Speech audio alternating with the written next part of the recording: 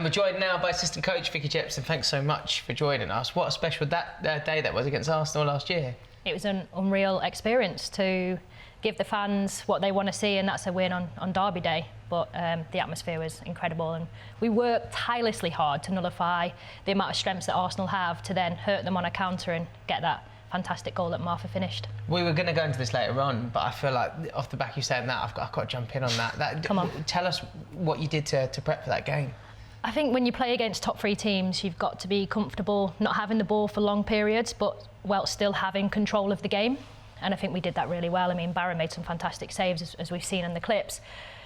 But that, making sure that we're together, we're narrow, we're compact, and we're fighting on the same page, and we're coordinated in our press.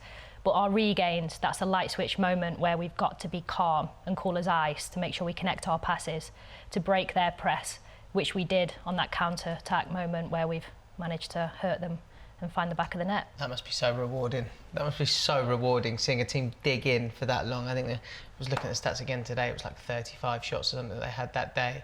And I suppose as you grow into the game, you're starting to get more and more belief that when you get that opportunity, if you can stay calm, that it could be the defining moment. Absolutely, you have to. And it's the set pieces as well, because they had a lot of set pieces. So when you've got momentum against you, you have to be present, you have to be switched on, you have to win your duels, first, second contacts. And we showed so much character and heart in that game. It helps being at our home ground with the fans behind us, because we make a tackle, they roar, we make an entry into the final third, they roar, and you do feel like they're the 12th player on the pitch at times. How's it been this season for you? It's been a really tough run of games at the moment, but starting to get into a place now where the side will have a slightly more favourable run of fixtures, perhaps? Do you know what? There's just no easy fixtures in this league. For me, it's the best league, most competitive league in the world in the women's game.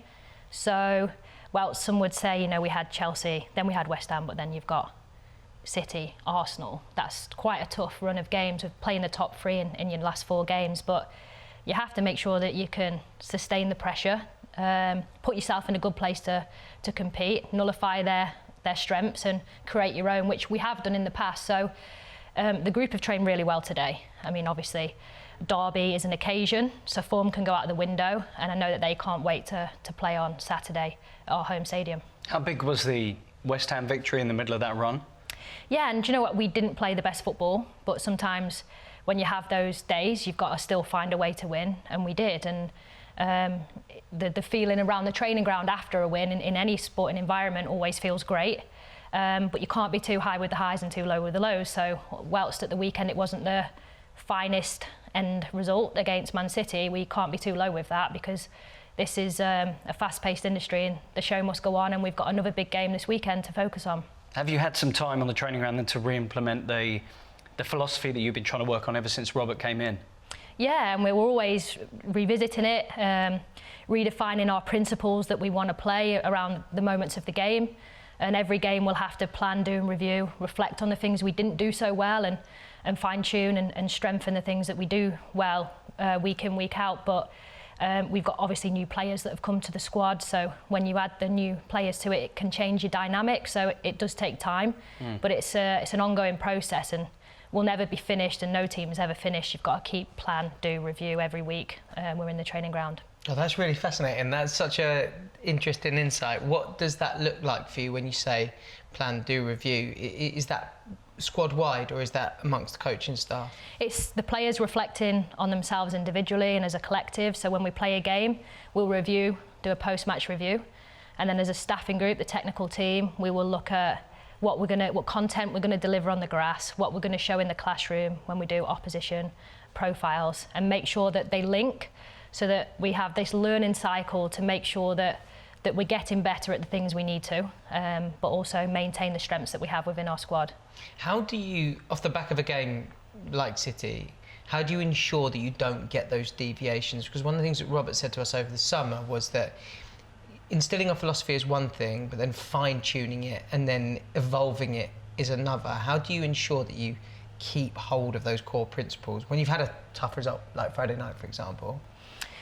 I think you have to be able to flex within your principles, and you've got game changers on the bench that can come on and change a dynamic. You might have more pace on the bench, or you may not. So it may be that now when we build from the back, we might connect a few passes to then exploit them in behind rather than play around them or through them. So we have key principles in how we want to play, and the personnel, you've just got to make sure you utilise those players to their strengths and keep fine-tuning. And when you get new players, then you have to help nurture relationships, whether that's a winger and a fullback, for example. Hayley Rasso's new, how she plays with Ash Neville on that flank area, so that they understand each other's strengths, because some wingers like to receive it in the pocket. Hayley Rasso would like to receive it in behind. That's her strength. So how can we unlock her in behind as opposed to maybe Matilda Wimberger who'll want it in the pocket? And that's all about nurturing and developing those relationships as staff, but also the players as well, coming together and have those really rich conversations. Do you think, you talked about game changers there, do you think you see in these games at Tottenham Hotspur Stadium that you get a little bit more out of everyone just because of the occasion? I mean, particularly if you look back at last season, the games we had there last season, it felt as though everyone had just, I'm not going to say 10 out of 10s or whatever to put an arbitrary number on it, but it felt as though everyone was an elevated version of themselves, perhaps they're playing in front of this incredible crowd. Yeah, 100%. We didn't lose a game last season. So touch wood that continues this season. And I do believe in that. We get an extra 10% from our players, which is good to see, because occasions you're either going to fight or flight, and I think it definitely gets the extra marginal gains out of our players when they hear our crowd roar and get behind them with those big tackles or shots on goal, etc. So I think it definitely does help. But I've seen us in big stadiums at Wembley where it's not so much helped us. But when we play at Hotspur Stadium and when the crowd gets behind our players, we just hit another level, and hopefully we will find that level again this weekend. Because for some of those players, it's going to be their first experience of playing there, isn't it? Yeah, it will. It will. And I think it's great for them to just see how wonderful our stadium is to start with, because it's one of the best in the Premier League. Not being biased, but it is. But when it's filled with our crowd, and it echoes, and it's great. It's just a great feeling. So hopefully it'll be echoing on Saturday. You get that, don't you? When you hear the crowd lift there, yeah, it's suddenly you go, ooh, hang on, that's different. Like the volume is just crazy. We were saying this about the FA Cup semi-final maybe last year as well, in those kind of games where you feel it's a difference maker maybe. Can it just edge you over the line a little bit? What have you made of Arsenal, by the way? They've obviously changed their manager in mid-October and won 4 out of 5 since, but have you seen a big... I imagine you've reviewed them. Have you seen a big change in the way that they're playing at the moment? They've obviously picked up their form quite dramatically. It's the same, really. They've got the same identity. I think the personnel that they have can unlock any team. So we have to be present and really disciplined in our shape, as we were when we played them last time at the stadium. And they also have incredible players on the bench as game changers. So if it's not quite working for them, they can try and go up a gear with the players that they put on the pitch from the bench. So, you know, it's a 90-minute game where you cannot afford to be complacent in any moment when you play against Arsenal. How big is the game in terms of the season? Like, we all know that North London derbies for us here as Spurs fans are massive. Do you try and manage that in terms of how the players perceive it to ensure that it is just another game for them in a long season, or do they need to grasp hold of the fact that this is a massive game for the supporters as well? They understand that, you know, what it means to the fans. A lot of them have grown up in England, so you know the rival clubs that have that tenacious derby battle. So the players talk about it. They talk about, this is Arsenal, like, come on. And you always see it every time we've played against Arsenal in the past 4 seasons that I've been at the club. It's always been close, and they've always gone toe-to-toe, and there's been some tough tackles and, you know, fierce decisions that the officials have had to make. But it's that's what derby's about. It's leaving everything absolutely out on the pitch, so that when the final whistle goes, that you can say, I give it all. I give it my all. Can we just go back to talking a little bit about the summer signings? How do you feel that they've settled in, and how are they sort of progressing, getting up to speed with that philosophy that you spoke about early on?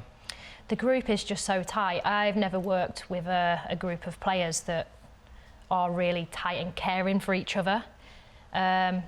So when a new one comes in, you always see our captain, Beth, is the first one to get an arm around the shoulder and help them settle. Even with the younger players like Araya and Ella Morris, it's a seamless transition to get them in the environment. The staff are fantastic. The support around the team is incredible across all departments. The way that they make sure they've got the right nutrition, they've got the best gym program in the gym to improve their power, the analysis department making sure they've got good individual development plans. So the support around the player makes it so that it's a no excuse environment. They have to perform. But in terms of the team cohesion, it's definitely there, and I think that was installed from when we were away at Bisham in pre-season. It was a real good trip to help bring the group together. Oh, amazing. Let's talk a little bit about those fixtures that are coming up then. So it's Arsenal at the weekend, and then in terms of the other games that you've got on the horizon, Villa, Everton, Palace and Brighton there, but we also have the Christmas break to come as well. What does that do? Is that helpful in terms of getting players back fit, or is it a hindrance because you lose momentum? I don't think it's a hindrance for sure. I think the players need that cognitive break. Yeah. Because some people have been away at the Olympics in France, and then so they're back in, and then they're away at international. So we've got some players flying back to Australia in a week's time for the international. Course, so yeah. the fixture schedule can be so intense that I honestly think the Christmas break will only help players get that mental switch off, see their friends and family, because especially when you've got players from overseas that don't get to see their families every day, or in the time difference, especially if they're from Australia, it can be difficult to connect in with your loved ones and your family. So for me, the Christmas break is really important for our players to switch off, put the football away, and then come back refreshed, ready to go again. Just take us into what this weekend represents. What looks like a good afternoon for you and the team? Is it about performance? Is it about result? Or can you not separate the two? For me, every time we play a game, it's about winning. But there's a way of winning, and we obviously want to make sure that our identity is out there. But when you play against the top three, you have to be so resilient in the way that you defend. So we have to make sure we are better at keeping the clean sheet, defending like our lives depend on it, narrow and compact, and then on those light switch moments when we win the ball back, we're really calm and composed to possess the ball and get territory up the pitch. But for me, if the final whistle goes and it's a win, then that's utopia. Fingers crossed. Good luck this weekend. I hope it is another win, but also I hope it's a thoroughly enjoyable experience for everyone in the team, the backroom staff, the players, because playing at that stadium is such a special thing. And like you said, you've got a wonderful record there. So good luck, Vicky. Thank you.